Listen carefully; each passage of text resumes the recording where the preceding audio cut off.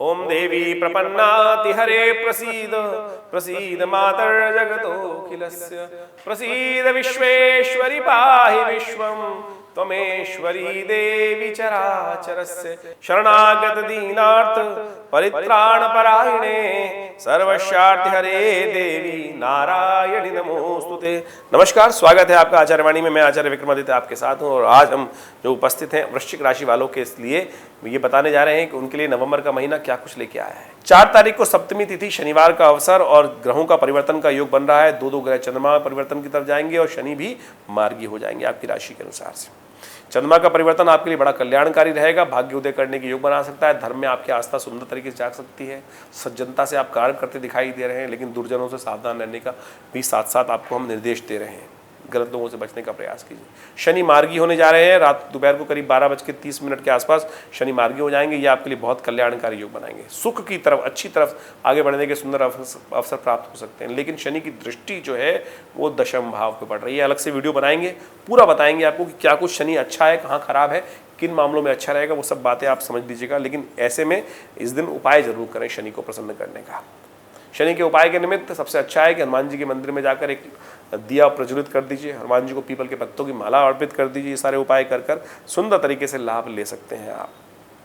5 नवंबर को ग्रह गणना विशेष तौर पर दिखा रही है अष्टमी तिथि रविवार, और ये अष्टमी तिथि रविवार जो है अहुई अष्टमी का संकेत करती है। इस दिन रविवार को ही दिवाली पड़ेगी, तो 8 दिन बाद दिवाली होती है अहुई अष्टमी के। तो ये अहुई अष्टमी माँ दुर्गा की, पार्वती जी की पूजा करने का दिवस है। माएँ अपने संतान की उन्नति के लिए व्रत रखती हैं और रात को तारों की रोशनी में जाकर अर्घ्य देकर फिर व्रत को खोलती हैं और फिर उनका आशीर्वाद, आपको माँ का आशीर्वाद जरूर लेना चाहिए ऐसे में, और वो समस्त प्रकार के कष्टों को हर लेगी। माँ ही है जो एक आशीर्वाद देकर समस्त प्रकार के कष्टों को हर सकती है आपके। यही वो दिन है, इसका अवश्य आपको लाभ लेने का प्रयास करना चाहिए। ग्रह गणना विशेष तौर पे आपके लिए अनुकूल बनी हुई है। बहुत सुंदर तरीके से धर्म में आपकी आस्था दिखाई दे रही है और अहित शायद आप किसी का कर ना पाएँ, वो दिखाई दे रहा है। लेकिन जो बदतमीज लोग हैं उनसे बचने का आपको प्रयास करना चाहिए। वो कहीं ना कहीं आपके खर्चे कराने का प्रयास कर सकते हैं। आपकी सज्जनता आपकी दुश्मन बन सकती है। लोग आपको थोड़ा सा नुकसान पहुंचाने का कार्य कर सकते हैं। आपके धन को बेकार जगह लगवा सकते हैं। ध्यान रखने का प्रयास कीजिए। खर्चों में इजाफा होने के योग दिखाई दे रहे हैं, तो इसलिए अपनी बुद्धि को शांत रखते हुए कार्य करें। सही धर्मयुक्त रहे, लेकिन ऐसा ना हो कि लोग आपका नाजायज़ फायदा उठाएं। इस बात का ध्यान ही रख सकते हैं आप, ये हम आपको बता रहे हैं। 6 नवंबर को सोमवार का अवसर है और ग्रहों का परिवर्तन का योग बन रहा है। इस दिन चंद्रमा भी परिवर्तन जाएंगे। दोपहर को 1 बज के करीब 21 मिनट पर चंद्रमा परिवर्तित करेंगे और शाम को 4:26 पर बुध भी परिवर्तन की तरफ चले जाएंगे। बुध का परिवर्तन बहुत कल्याणकारी रहेगा आपके लिए। नए मोटिवेशन को उदय करेगा, चीज़ों को ऑर्गेनाइज करेगा, आपके लिए बहुत अच्छे तरीके से आगे बढ़ने के योग बनाएगा। और ऐसे में आप सुंदर तरीके से कार्य करने का प्रयास करेंगे तो बहुत अच्छा रहेगा। सम्मान में भी वृद्धि के संकेत मिल रहे हैं और अपने कार्यों में आप मस्त होकर काम करने का प्रयास करें। सुबह थोड़ी भारी है, शाम के समय पॉजिटिव रिजल्ट्स आने के योग बनते दिखाई दे रहे हैं। ऐसे में सुबह सुबह शिव का ध्यान कर कर उनका अभिषेक करके कार्य को आरंभ करें, कल्याण होगा। 7 नवंबर को दशमी तिथि है, मंगलवार है, और 8 नवंबर को भी दशमी तिथि है, बुधवार है। इन दोनों तिथियों में यदि हम बात करें तो दिन ग्रह योग आपके लिए अच्छे दिखाई देते हैं। केवल आपको अपने चीज़ों को वेल ऑर्गेनाइज करते हुए कार्य करने की ज़रूरत दिखाई देती है। ऐसे में विशेष तौर पर हनुमान जी का स्तवन कर कर आप कार्य आरंभ कर सकते हैं। हनुमान जी चालीसा का पाठ करना आपके लिए बड़ा शुभ रहेगा। वहीं 9 तारीख की यदि हम बात करें तो उस दिन एकादशी है, रमा एकादशी। कार्तिक के महीने में कृष्ण पक्ष में आने वाली एकादशी बड़ी महत्वपूर्ण होती है। महालक्ष्मी के साथ विष्णु भगवान की पूजा करने का दिन होता है और ऐसे में ग्रह गणना आपके लिए बड़ी अनुकूल है, लाभ के संकेत दे रही है। शुक्र के साथ चंद्रमा का सुंदर योग बन रहा है, ये आपके लिए महत्वपूर्ण रहेगा, लाभ की संकेत इंगित करेगा। लेकिन शुक्र थोड़े कमजोर है। ऐसे में महालक्ष्मी की उपासना एकादशी के दिन यदि की जाए, चांदी के सिद्ध यंत्र, श्री यंत्र को अपने घर में स्थापित करें, उनका पूजन करें। ये पूरे वर्ष सुंदर योग बनाएगा और 1 महीने तक शुक्र जो कमज़ोर रहेंगे उसको भी ठीक कर देगा। तो सुंदर तरीके से महालक्ष्मी का स्तवन करें, भगवान विष्णु का पूजन करें, उनका चरणामृत ग्रहण करें। ये सुंदर उपाय आपके लिए बहुत सुंदर दिखाई देता है। 10 नवंबर का दिन बड़ा महत्वपूर्ण है। दिवाली के उत्सवों का आरंभ हो रहा है इस दिन, धनतेरस है इस दिन, और साथ साथ प्रदोष भी है, शुक्र प्रदोष। महालक्ष्मी की पूजा करके दिन आरंभ करें। घर में चांदी अवश्य लाएं, लोहे से बचें, इस बात का ध्यान रखिएगा।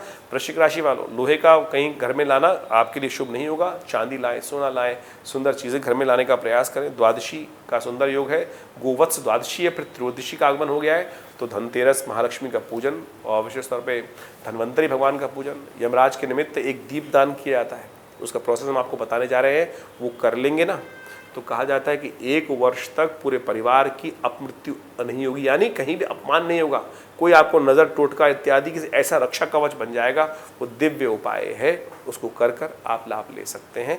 ये ग्रहों की गणना का हमने काल बताया आपको, इसके अनुसार समझे लाभ होगा। एक ब्रह्मास्त्र उपाय हम आपको बताने वाले हैं। कहा जाता है कि यदि यम के निमित्त, क्योंकि धनत्रयोदशी के दिन यमराज की पूजा की जाती है और कहा जाता है कि सूर्यास्त होने के बाद घर के दक्षिण दिशा की तरफ एक अन्न की ढेरी बनाकर एक चौमुहा दीपक अपने पितरों के निमित्त दान कर दिया या यमराज के निमित्त दान कर दिया जाए, उनमें उस थोड़ा सा उनका पूजन कर कर यमराज जी का, और वहाँ उसको प्रज्वलित कर दिया जाए। और उसके दिन अगले दिन सुबह उठकर, कहा जाता है पूर्ण प्रयोग यह है कि अगले दिन सुबह जब नरक चतुर्दशी होती है, सुबह उठकर घर के दोनों द्वारों पर एक विशेष तौर पे 2 दिए प्रज्वलित कर दिए जाते हैं यमराज के दोनों पुत्रों के नाम पर।